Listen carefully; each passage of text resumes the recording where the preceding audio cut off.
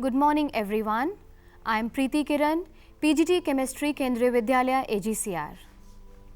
Dear students, we have studied about the matter and its three physical states. Matter is everything around us. Matter can occupy space and has mass. Matter are of three types, that is solid, liquid and gas. Solid. Solid has a fixed shape. Solid has a fixed volume.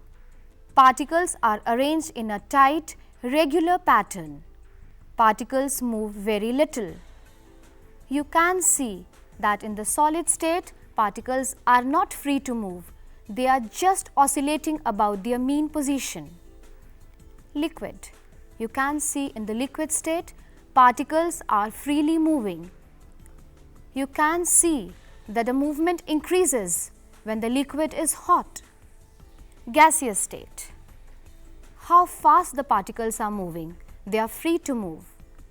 Dear children, just because of this free movement in the gaseous and the liquid state, there is a property known as fluidity. Fluidity means liquid can flow and even the gases can flow.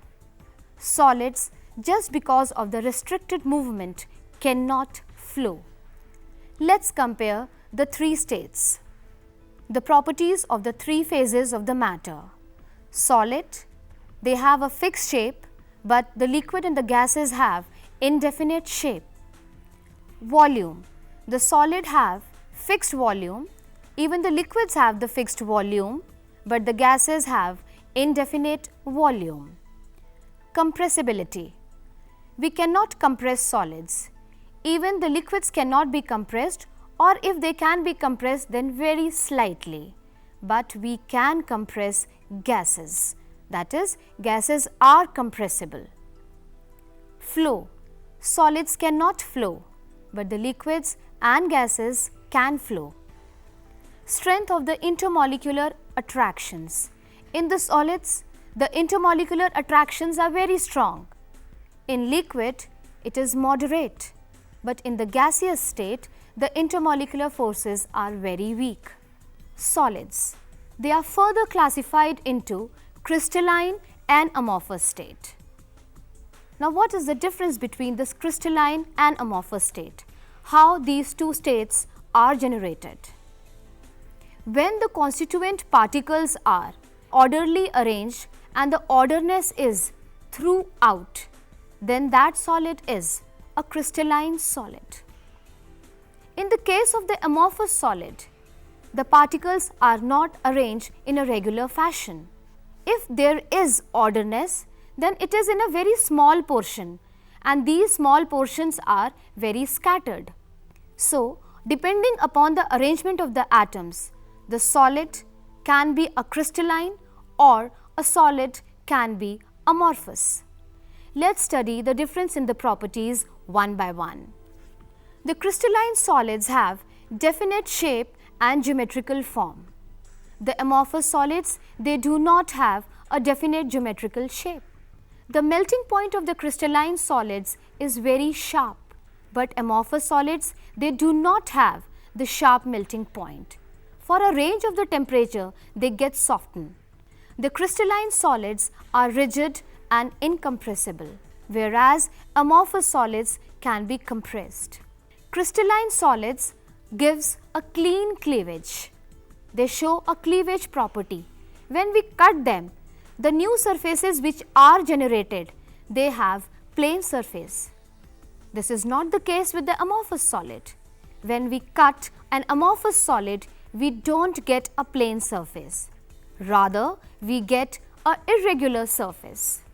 Crystalline solids are anisotropic and amorphous solids are isotropic. Quartz and glass, both are made up of silicon dioxide. The basic unit of quartz and glass is same. But quartz is a crystalline solid because SiO2 is arranged in a very ordered arrangement and this orderedness is throughout. So it becomes a crystalline solid. But when this SiO2 unit is randomly arranged, there is no orderness, it becomes glass. Glass is an amorphous solid. and quartz is a crystalline solid. Depending upon the nature of the bonding, further crystalline solids are classified. Let's see that. Bonding in the solids, specifically these solids are now the crystalline solids. There are 4 types of solids: molecular, covalent network, ionic and metallic. They are all depending upon the nature of the bonding. Molecular solids. The constituent particles are molecules. For example, noble gases, iodine, etc. In the molecular solids, 3 types of intermolecular attractions are found. They are dispersion forces, dipole attractions and hydrogen bonds. All these 3 types of interactions are very weak, and when the intermolecular forces are weak, the solids are soft and their melting point is low. I am discussing all the 3 types of forces in the molecular solids by taking suitable example. The dipole interactions.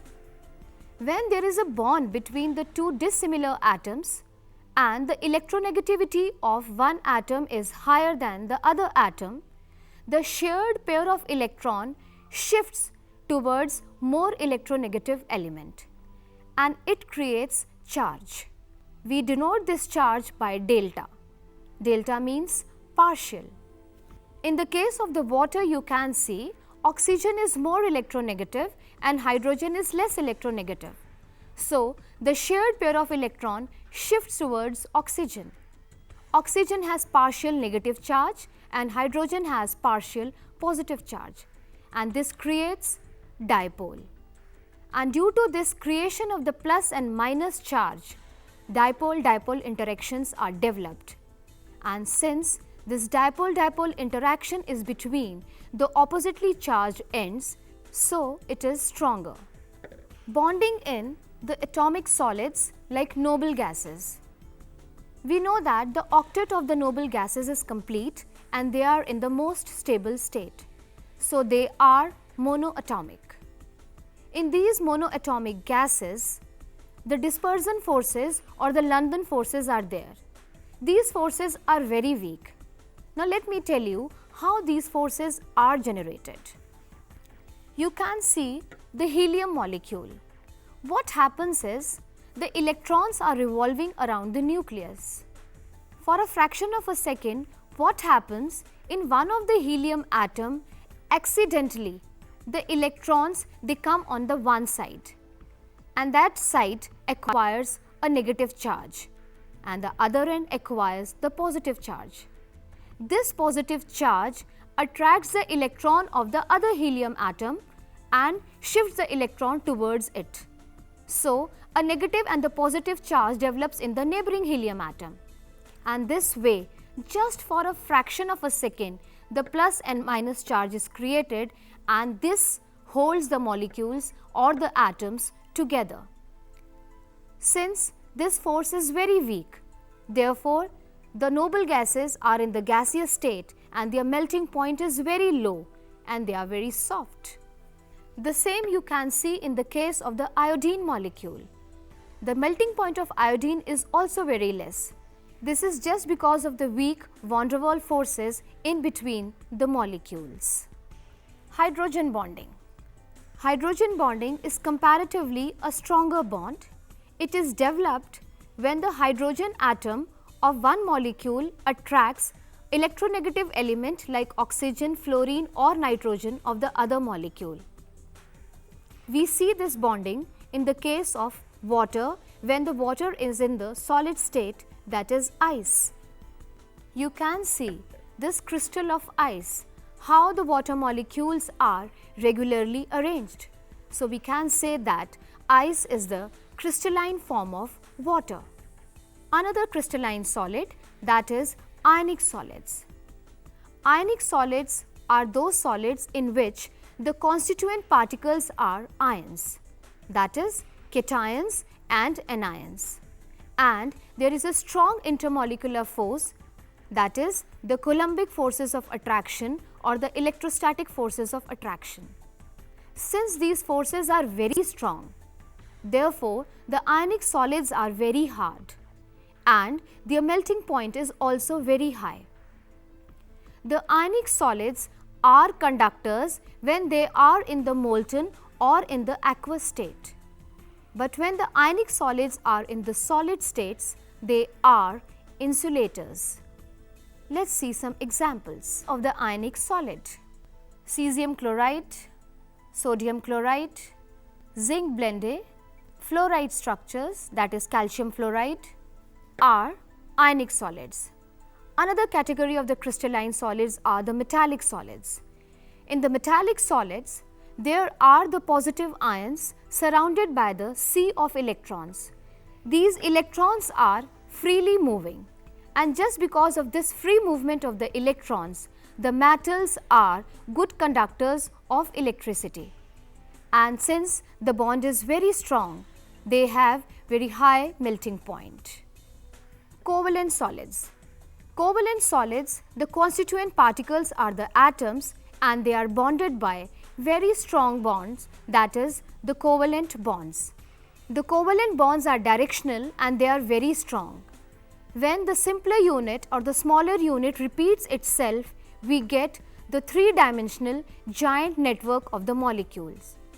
We know that the diamond is the hardest substance, even the silicon carbide. And since the covalent bond is very strong, so the covalent solids have very high melting point. They are one of the hardest substances. And since there is no free electron or there is no free ion, so they are insulators.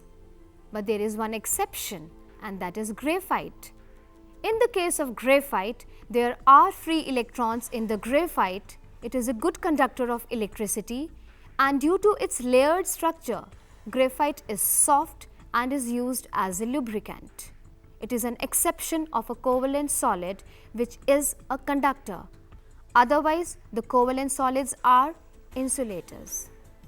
Dear children, just now I have told you about the crystalline solids and their classification.